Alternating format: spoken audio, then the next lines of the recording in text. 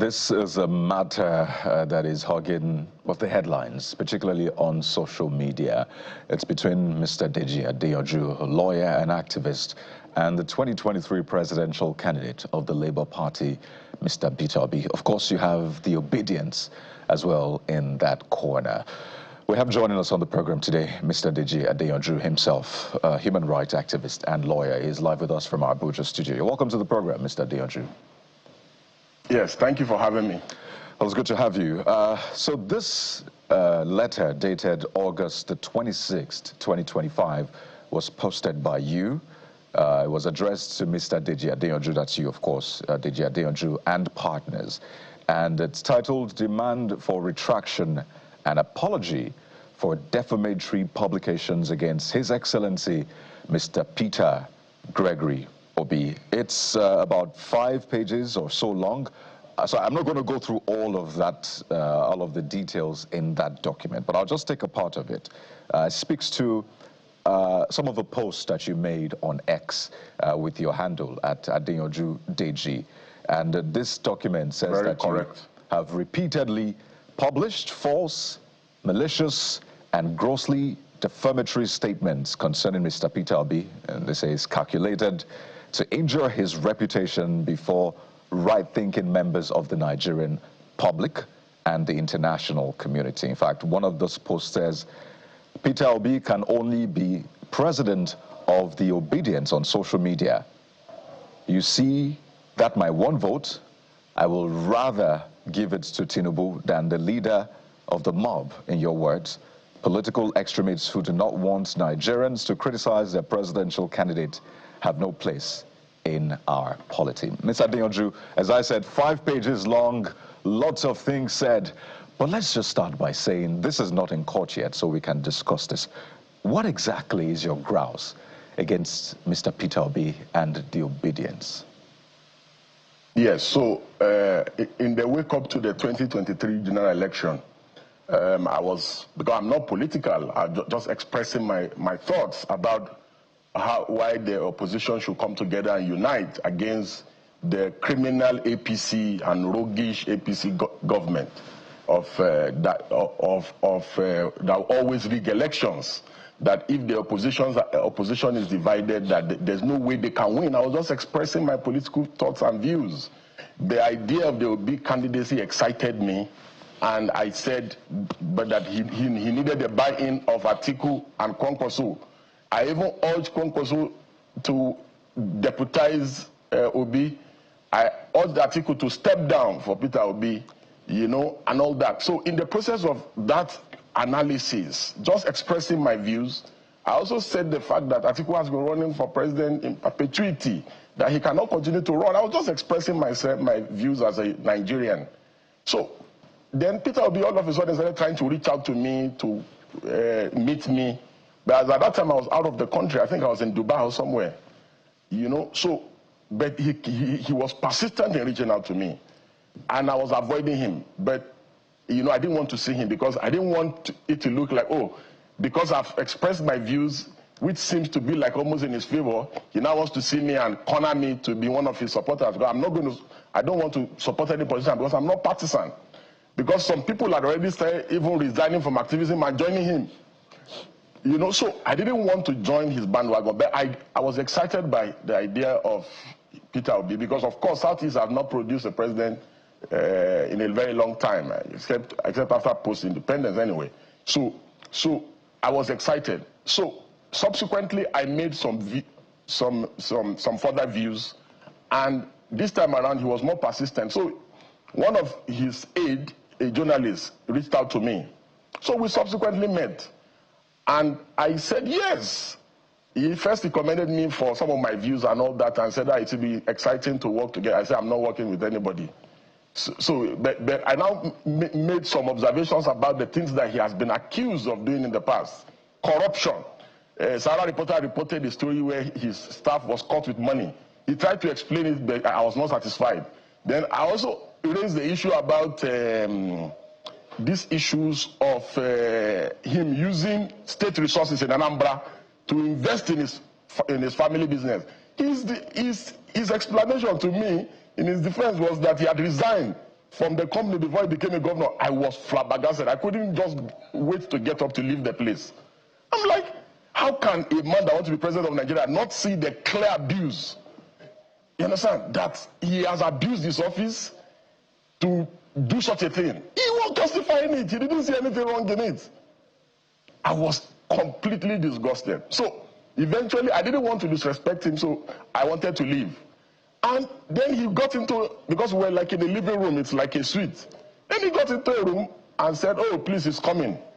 That he wants to go inside the room and he has something for me. So he brought one envelope or something like that. And said, no, this is just a small thing. It's just for coming, blah, blah, blah. I said, I laughed. I said, that means you don't know me. I said, and you are friends with Mimiko, former Governor Mimiko and others. There are people that I was close to. You will have asked them about me. If we do anything because of conviction, it's even me that will bring out of my money and support you. You know, so he kept insisting that it's not like that, it's not what I'm thinking. I said, God forbid, I left. So, however, I never revealed what happened to anyone. So, I remember vividly, he went to, was it Egypt, to inspect some power something. At the peak of the Ekiti election, when his candidate in the Labour Party was running. So I criticized and said, you should be in Ekiti and not in Egypt. And I said, because you want to be president, you must go and campaign for your candidate and try to win. His aides, some of these young boys that are around him, started insulting me that the reason why I'm criticizing him now is because that I was saying that he was okay, he was good. That the reason why I'm criticizing him now is that I brought a proposal to him and I demanded, is it 200 million or something? And that he told me that. I said, me? And these are his close aides. So they started doing that. So I said, oh, because I had observed the pattern about them, that they terrorize people online, insult people, slander people. His mob, his obedient mob, were practically uncontrollable during the last election. So I said, okay, so these people do not even want dissent of any kind of criticism of their candidate of any kind. I said, okay, I'm not going to even leave Tinubu alone and now face them. Because we cannot have a situation in our country or in our polity where political extremism becomes the order of the day. And Nigerians are living witnesses to the things that eventually happened to the build-up of the last election. We have never had this kind of toxic political experience. Aside the Buharis, after the Buharis, the obedient mob is the most toxic political movement that we have ever witnessed in this country. They threaten Supreme Court judges, Court of Appeal Court judges, threatening artists, threatening Professor Wole Soyinka, insulted everybody in this country because of Peter. And so, what are the things I said? Everything I said is true. In a civil suit or criminal suit of defamation, justification, truth is a defense. What are the things I said? I said he's a political fraud, that he's paraded himself as a messiah. Of course he is a political fraud. Didn't he swear that he will never leave Abga? That any day he leaves Abga, let something which I won't want to say on TV. But he left Abga. The only thing that I forgot to say, among the things that he should now add to his defamation suit, is that he's a political prostitute. Hobnobbing, and look at what he said about the people that he wanted to defeat in the last election. He said they operate a structure of criminality, but today he's with them. He has one leg in PDP, they are discussing with him, another leg in ADC, and he's still a member of Labour Party. Confused politician. So he should do his worst. All right, Deji, a lot has been said. We just allowed you to say some of the things, and of course your position is well noted, but we may have to be moderate with our words, given everybody you've mentioned, whether it's the APC, Peter Obi, and everybody. I know you speak without, no matter whose ox is God, but this is TV, so that we're within regulation. But given that has been said, there was also another suit, we understand, so that we established this. I understand you have also filed a suit against one of his followers. Is that true? It's his aide. It's one of his aide that always with him, one Sarah. In the build-up to the election, she called my wife a prostitute. That my wife, and he endorses these things because these are his aides. There is no way your personal aides will be attacking people. Your critics, they'll be attacking them, insulting them. There's no name. They didn't call me. They called me a terrorist. They called me a gun runner. They said I was the one that supplied his aides, his close aides. That was the one that supplied arms for gun running for Dino. What is my business with Dino? They called me a murderer. There's no name. They called me a blackmailer. Blackmailing who? This same Peter who cannot tolerate criticism today calls Showore a blackmailer in chief because Sarah reporters ran the story against him.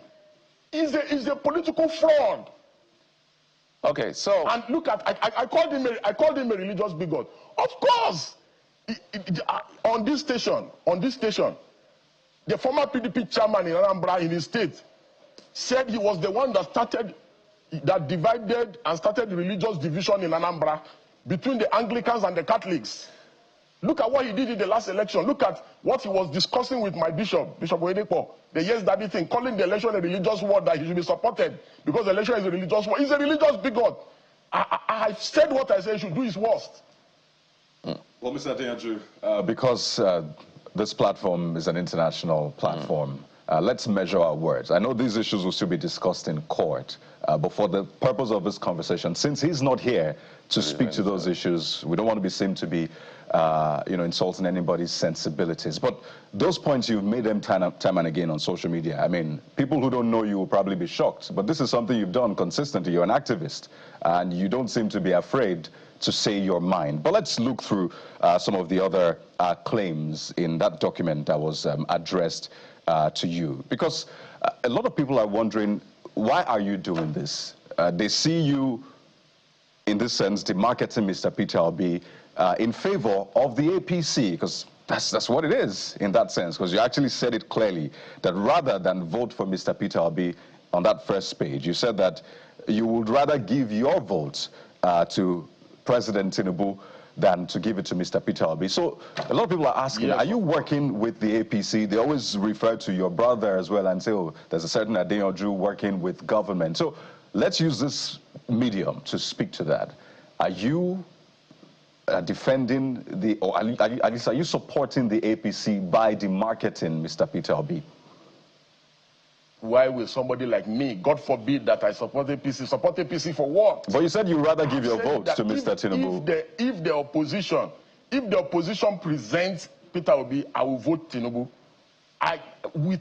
Because we cannot have a situation where people, a man who leads a mob that terrorizes people online, that cannot tolerate criticism, that call people all sorts of, anybody that does not support their candidate is an enemy of Nigeria. Anybody that does not support the candidate has been paid, has been compromised, is supporting the government.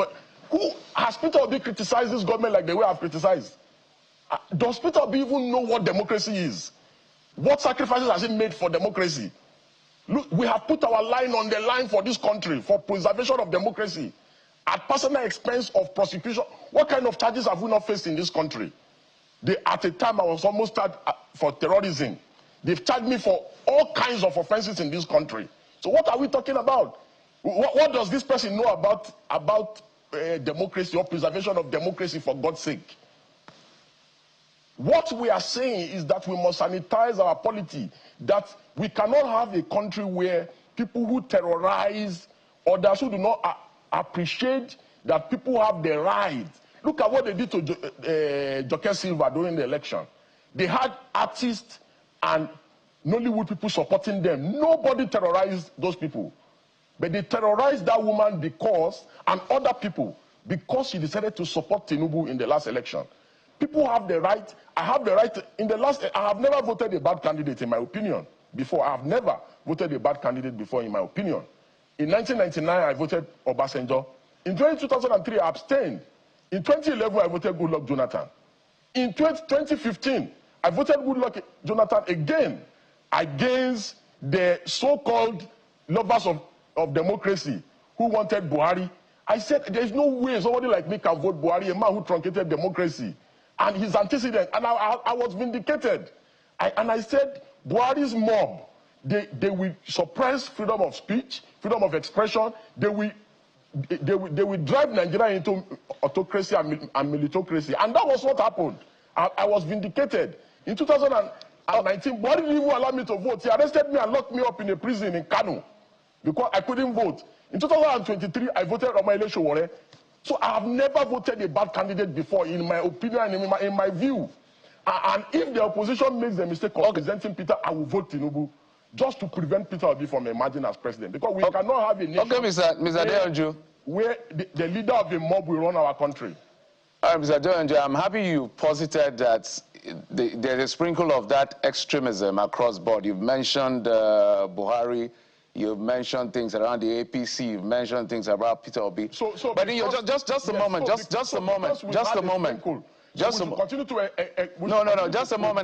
I'm going somewhere. Political extremism. Yes, Mr. Adeyanju, I'm going somewhere.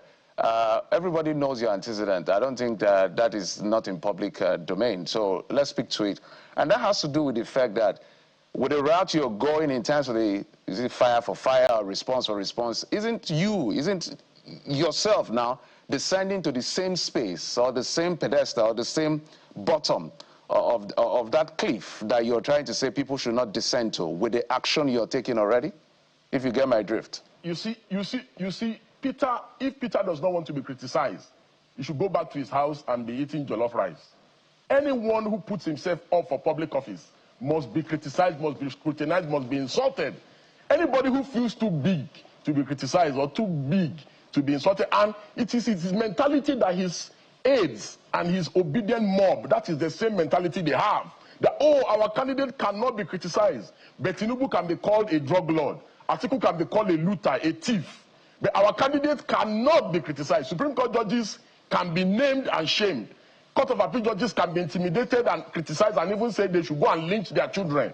You understand? But our candidate, we draw the line when our candidate is involved. So this is the political hypocrisy of these political extremists that we must never allow in our polity. We saw it under the Buharists. They didn't want anybody to criticize or analyze their candidate. And it is the same thing. Mr. Peter was the one that put himself up to be president. If he doesn't want me to criticize, I'm not insulting any obedient, I'm not insulting anybody. It is the man that has put himself up for president. I'm analyzing. I'm saying that, oh, as governor, you did this. You went around churches in this country to go and say church should take back their country. You spoke with Bishop Oyedepo and said that the election is a religious war. Therefore, you are a religious bigot. There's nothing I'm saying that is not in public domain. There's nothing I'm saying, or there's nothing I've said, or the things I've said. The only thing else that I forgot to say is that he's a political prostitute, which I've now added. So you should add it to the suit. Well, Mr. Adeyanju, you are a lawyer. I know you've, if you can hear me, you are a lawyer. I know you've had to respond to people who said, yeah, just 2 years at the bar. They've called you baby lawyer in that sense. But hey, you've been speaking at the NBA. And it is within their right. It is within their right to insult me and to criticize me. It is within their right. Okay. Because I'm in the public. There you go. But that's not where I'm going to. I just want to posit that you're a lawyer and you know how weighty some of these words are. If you go to the page 2 of the letter written to you, you used words like fraud. You use that to describe Mr. Peter Obi. I mean, you use the other word I've reported it here. I say it's a political fraud. But I'm not done. You've used terms like thief in the post on X, even scum and the rest. I mean, aside the fact that you're a lawyer, a lot of people see you as a gentleman. And, I mean, there are ways you can approach these issues without using those words. Why? On those same spaces, social media, there are young Nigerians who look up to you and they say, well, I want to be like Mr. Deji Adeyanju. But when they see you using these sort of terms, they wonder, aren't there other ways to approach this without descending into the gutter, as Jeffrey said, being who you are? Yeah, I didn't get that last part. I said, aren't there ways to approach this without seemingly descending into the gutter? I understand the context of the question. I understand the context of the question. So simply put, very simple. Everything I've said is directed at Mr. Peter Obi. Everything I've said. And if you look at how the conversation started, I was not the one who initiated the criticisms. All I did was I criticized him and said, why should you be in Egypt when you have an election in Ekiti to win? Go and they came at me. And I said I will never respond or criticize or insult any of them. I will focus on criticizing their candidates. And I have criticized their candidates to the best of my ability. And everything I said about him is the truth. And like I've said, I said truth and justification is a defense in a civil suit of defamation. There's nothing, there's no name that they've not called Atiku, the president, and other people contesting for election. So why should Peter Obi's case should be different? Why? There's no name they have not called judges in this country. There's no name that have not been called by these people, by his mob. He's the leader of the mob. Because if he's not the leader of the mob, why are his close aides actively involved? The woman who defamed my wife works for him, the Sarah Ibrahim lady. We wrote a letter for her to retract on Monday to her. We wrote a letter to her on Monday to retract. And he wrote us a letter on Wednesday after she ran to him. So and this was one of the things we had wanted to prove and achieve, that he's the one that sends them on this errand to attack people. Mr. Adeyanju, that would be a bit of a stretch. Sending them on errand, whether endorsing or not, is a different kettle of fish. That's why we say you should be temperate with your word. Now you're a lawyer, you're not just an activist. So let's look at broadly. Okay. When your aides attack people, especially your critics, and you don't caution them. I'm not debating the issues. I'm debating the context. If Bayo Ononuga insults Peter Obi, it is assumed that it is Tinubu that is doing it. I understand what you're saying. But Bayo Ononuga works for someone. This lady works with him. She's always she's with him in the morning. Just a time of the day she's with him. What's the name of the lady in question, so that we're clear? Sarah Ibrahim. Oh, okay. So that we're clear. But where I'm going to with my question, I was trying to say that you're a lawyer now, so, there has to be that balance. So we're trying to check so that we don't go in excess. But you have a right to say what you have to say, but this is television, it's international. So, and after all, he has the right of reply. He can come and say the things I've said is not true. Mr. Adeyanju, no problem. That's another kettle of fish. Let's talk about the extremism in the political space. As you've rightly posited, it's not just... We've seen a situation in this country where politicians or supporters of politicians have carried the president's coffin, put his name on that coffin, carried the coffin and put the president... The Buharis, not supporters of the Buharis. Yes, I already mentioned them. I'm just giving general context now. So, because where I'm going to with this question is there really a way to stop this? Because it looks like it takes turns for every political dispensation. Do you think this is a battle that is winnable? Yes, I think it's a winnable battle, and that is why some of us are now challenging them and saying, no. We can't have this in our polity. It's too bad. That the political actors need to caution their supporters. You cannot just allow people to insult. Even people on these channels, TV, others have been bullied, called all sorts of names.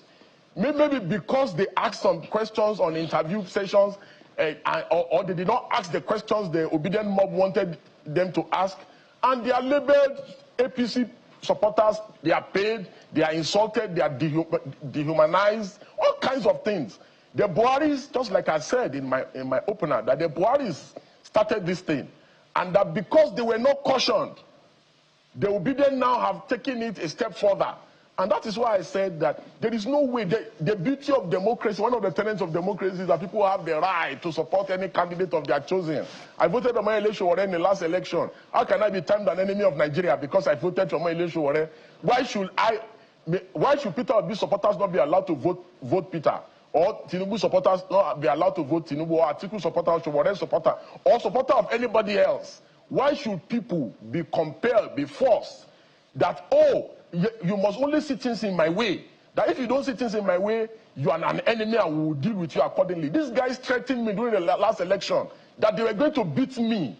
There's nothing that is why I'm eagerly waiting for the court. I can't even wait. I'm so excited to go to court. Well, Mr. Adeyanju, as we wind down, I mean, you mentioned Sarah Ibrahim, and it's only fair to even speak to some of the things she has said, because there's been a lot of back and forth between you and her. And, she put up a post recently that you're a married man and you zoom into her picture for your screensaver and you post about her every day. She describes it as obsession. Are you obsessed with her, just to speak to that? Even if I were to ever be obsessed with anyone in this life, is this somebody that does errand girl for Peter Obi that I... Just imagine. Just imagine. Of all the people in Nigeria, I'm not obsessed with Nollywood actors, actresses. I'm not obsessed with Instagram baddies. Somebody that does errand girl for Peter Obi, that works with Peter Obi, that insults people daily for a living. All right, Yeah, Mr. Adeyanju. Yeah, sorry, Kyrie. So, at the end of the day, I'm sure that all of you, we all get insulted, we all get called out. So it's not just, it's everywhere. So for supporters of APC, PDP, Labour, everybody, we get all of that. Perhaps it's part of what comes to the job, as far as this job is concerned. But in closing, before we let you go, Mr. Adeyanju, if they take this case to court, are you also going to... Have you instituted the suit against Sarah already? I just wanted to be sure of that, so I'll put the facts right. Because I wanted to know what actually... We are filing this morning. Okay, are you filing because she didn't apologize? Yeah, we gave her a letter of retraction. I've never known this lady. I didn't even know the lady existed until the day she called my wife a whore. Okay. I've never known the lady. There was no context whatsoever. Yeah, okay. We needed to put I was just criticizing her candidate. Okay. We need to put all the facts on the table and all the issues that brought this latest round of possible litigations that we'll maybe witnessing in the coming days. But that's as much we can take with you. Kari. Oh, yes, Mr. Adeyanju, we have to thank you for your time. The last page, by the way, of that document says that you have 7 days. The letter was written on the 26th of August. I don't know when you received it, so I'm guessing you have about 4 more days to retract it. Else, it is said here... I'm so scared. Oh, I'm shaking in my pants. Oh. So are you going to be retracting it? Because they said that this will include a claim for aggravated damages for defamation, an order of injunction, and cost of legal proceedings. I have doubled down. I will never retract. All right. I doubled down. That's why I posted it and doubled down. Okay. So this is a case of you'll never turn back. It's already too late, I imagine. But yes, Mr. Adeyanju, absolutely. We have to thank you for your time on the program. And we really hope that the political space, both online and offline, is less toxic, because it doesn't do well for our democracy. Human rights activist and lawyer, Mr. Deji Adeyanju, thank you for your time. We wish you the very best. Thank you very much. Well, we are sending an invite to those mentioned, Mr. Peter Obi, Sarah Ibrahim as well, for right of reply, if they so wish to take up that offer. But we'll take a moment now, and when we return, we'll talk about yet another important issue. It's about the care for our parents, the elderly. A lot of Nigerians are leaving the country to go care for elderlies out there. But what happens to the elderly back home? That's in a moment. Please stay with us.